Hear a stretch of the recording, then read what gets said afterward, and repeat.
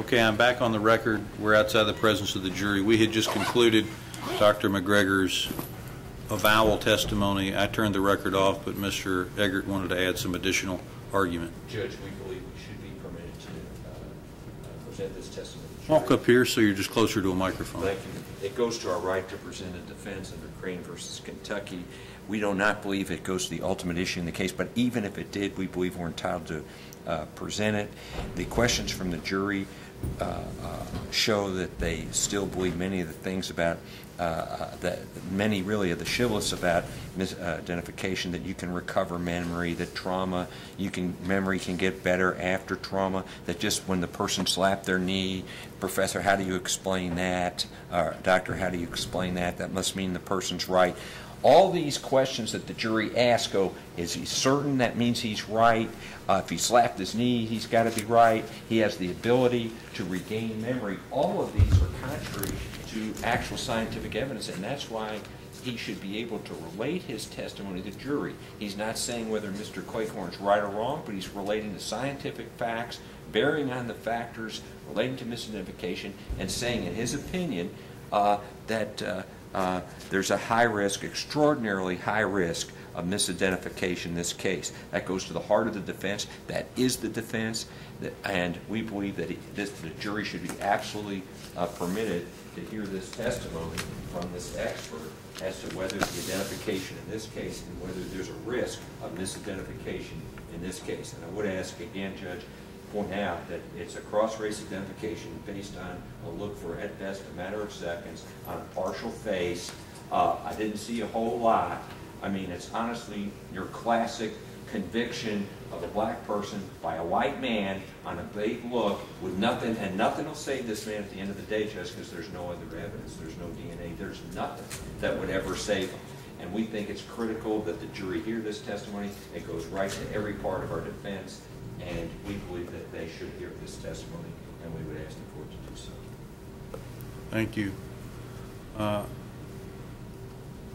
I am not going to change my previous ruling. The avowed testimony is preserved for any appellate review, as well as your arguments in support of the testimony's admissibility.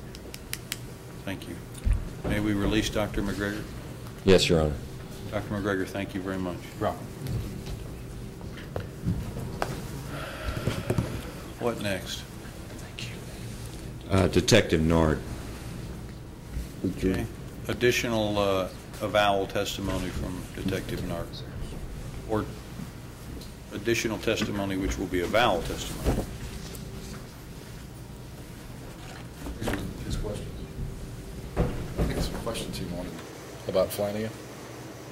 If I could just see the jurors' questions. It was follow-up based on the jurors' questions, which, because I was not allowed to cross. There's the whole file.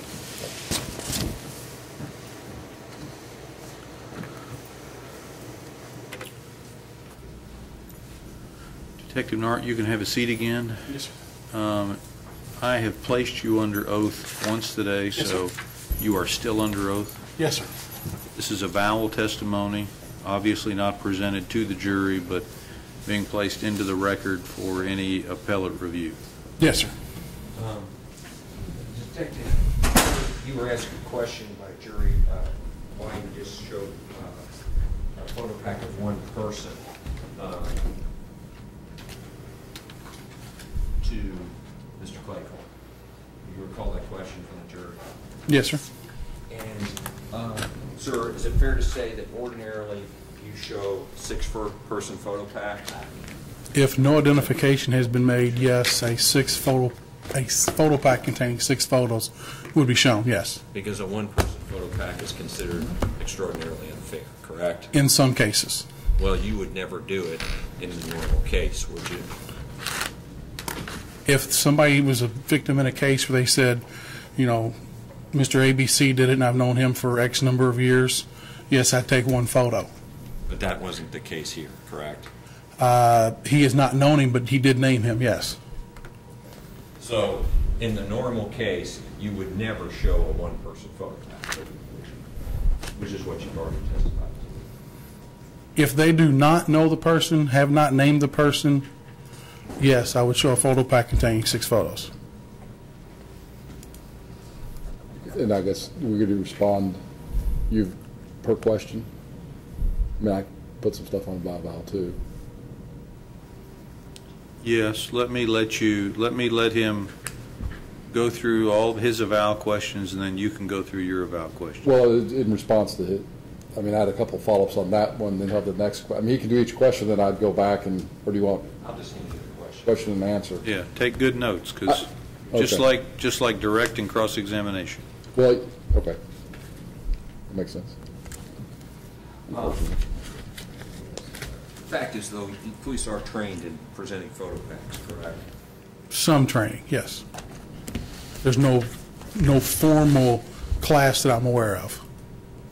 But people who've done them tell you their knowledge, correct? Correct. All right, so you just don't go down there and show two blacks and a white person, correct? I'm not following you. You don't have a photo pack if the defendant's black and you have two whites and a black. No, you try to make it as fair and impartial as possible. Right. And part of that would be putting together a 6-person photo pack, correct? If it's deemed necessary, yes. All right. Then you were asked, too, about Jeff Flanagan. Do you know Mr. Flanagan? Until yesterday, I had never seen him, never heard his name, nothing. Had you ever, at any time, gone and asked Mr. Hamby if he'd seen the person with those jeans that had the red stripes? I had not spoken with Mr. Hamby since April the 6th. Since day one? Correct. You testified, and obviously, if you had gone back and he told you the name Jeff Flanagan, you would have certainly shown that photo to, or put him in a photo pack for the examination by Mr. Claypool, correct? It's possible. I mean, I can't say what I would or would not have done having not done it. Well, if you got that name, let's say in May, beginning of May, you would have certainly. As a possible suspect, yes, I would have put a photo pack together and shown it to Mr. Cleghorn. Now,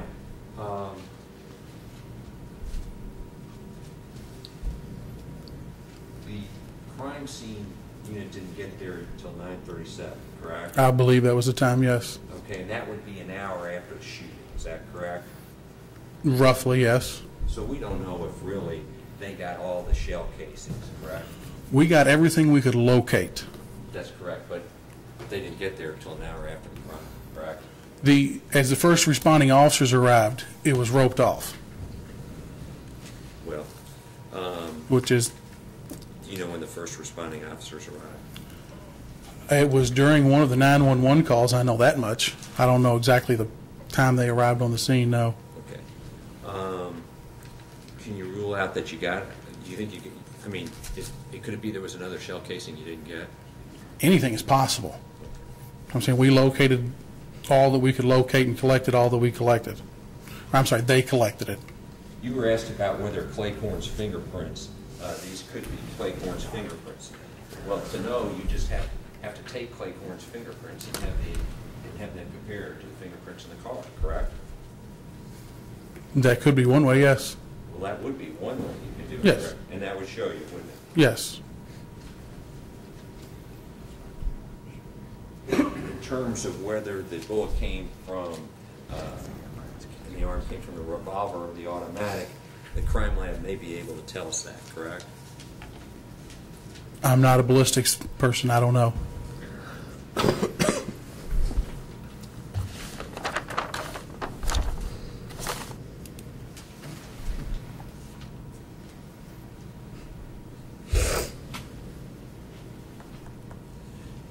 Juror asked you about photo packs using juveniles. In fact, isn't it true that one of the descriptions by Mr. Claycorn said the first people could be 17 to 20 years old? I believe 17, 18, 19, 20, that sounds about right. So his initial description certainly could have fit juveniles. Not a 14-year-old, but yes, an older juvenile. Somebody 16, 17. Possible. All right. And while 17 would even fit the initial description, someone in the area of 17, 18, 19, 20. Correct. So juveniles would not be excluded just because of their age. Given the initial description, a 17-year-old would fit generally the description. Correct. That's all the questions I had, but I would have asked, had permitted in response to the questions of, I had one more. Regarding investigative letters, in a serious case, detectives would write letters as to kind of every event in the case, correct? It's a common practice in CIS. It's not a common practice in our office. CIS. Because in I'm trying to keep from using certain terms here, which from the homicide unit, the crimes against seniors unit, sex crimes unit, where you may have a lot of different detectives helping out on cases doing different things, and they would write a letter as to what they did on that specific task. Sure, but you did many things in this case, correct? Correct. I mean, you interviewed witnesses, correct? Correct. You interviewed Mr. Claycorn multiple times, correct? Yes. You went and helped collect evidence, correct? I was there when they collected it, yes. You made sure evidence was collected? Yes. All right, you presented photo packs, you did many things, correct? Yes, sir. All right, but in this case that you're talking about, whether in a serious case handled by, let's say, criminal investigation, they would write a letter, certainly as to the case, right? Probably many letters. And probably many letters. Now, your case, you talked about case notes. Do we have any notes? I've put them into the letter form. And what happened to the notes? They were destroyed. And do you know when they were destroyed? I would assume after the letter was finished being written and turned over to Mr. Baker. I can't give you a specific date.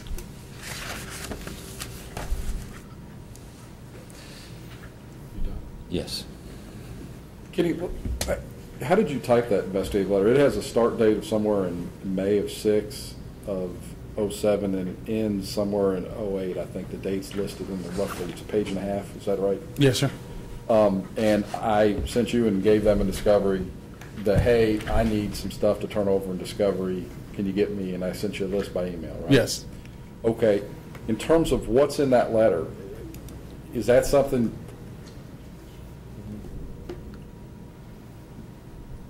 that you kind of work on and save on the computer, or is that something you set down at the end and put it together, or how did the finished product we get? Some are now, and I say now because they've gone to a new reporting system. What about then? Then it was either handwritten or typed. Maybe it's just saved on the computer. I believe. Do you recall in this case which way it was? I believe some of them were handwritten. I believe most of them were handwritten. Okay, well, all right. In terms of the description you gave, that Claycorn gave, you would have fit a 22-year-old too, right? I'm sorry, what's It would have fit a 20. It would have fit a 16. Wouldn't rule out a 16 or 17-year-old. Yes, it's just general parameters. All right.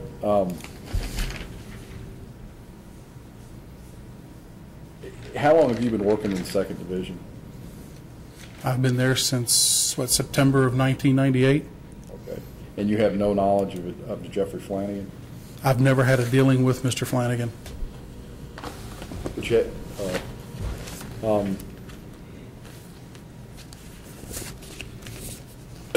in the photograph that you showed the victim, Claycorn? Yes, sir. Okay.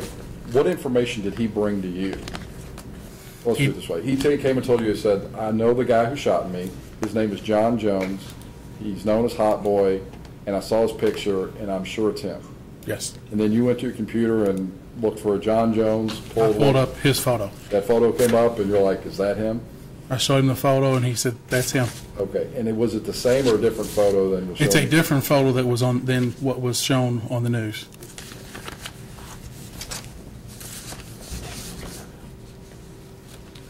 Thank you, Detective.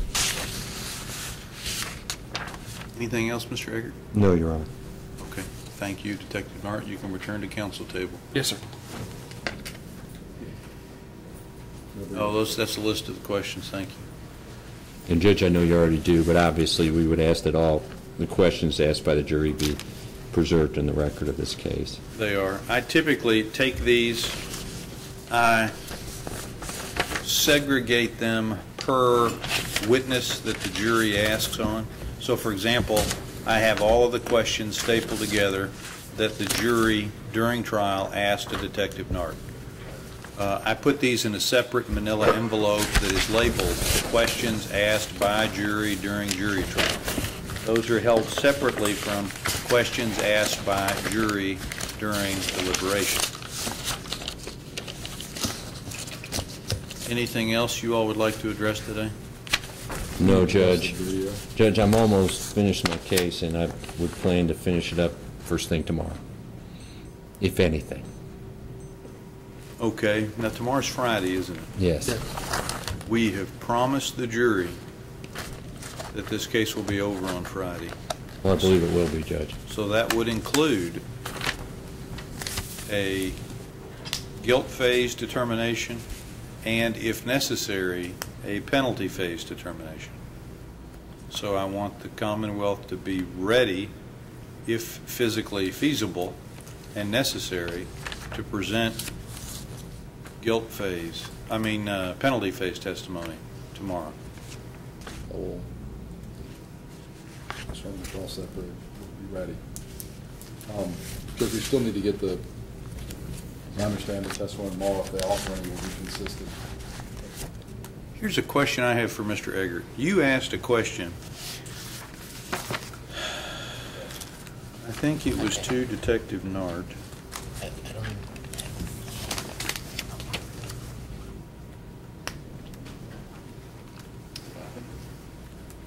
Well, maybe not. Let me try and find it.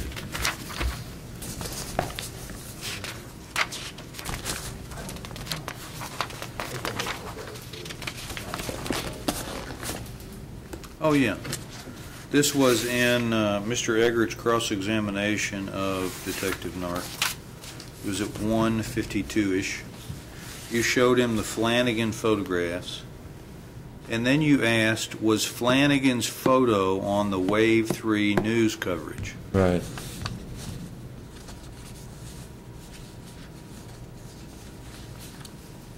Why did you ask Detective Nard that question? Because he'd viewed the photo, and I wanted to see if he'd noticed it. He had seen the coverage.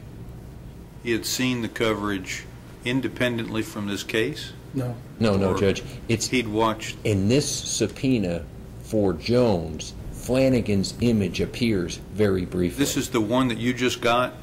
It's also the one, though, that Mr. Baker got. Okay? And it's just for a flash. Okay. Okay? Okay. My light bulb's gone on. Where's the thing? But You got it? I guess I still question the relevancy of that question, because it doesn't make any difference whether Nard had seen it under the Well, if he circumstances. had seen it, I was going to follow up a little bit on that. Okay. Just kind of made a question mark in my head. All right, you all have worn me out today. Can we break for the day and come back tomorrow at 9? Okay. Yes, sir. You're the judge. Judge, I'm hopeful that my secretary, She did. by way of instruction, emailed instructions. And Yeah, I have a draft. I'm going to look at those tomorrow. Have you sent a copy to Mr. Eggert? Judge, I did not. There was some corrections that I wrote and left on her share. That email was finished, and I have not seen our final. The intent is to take everything directly to. Well, I have. You can go back and make him a copy of this set if you want to. That way he'll have it. And then we'll have to spend, I don't anticipate the instructions are going to be terribly difficult.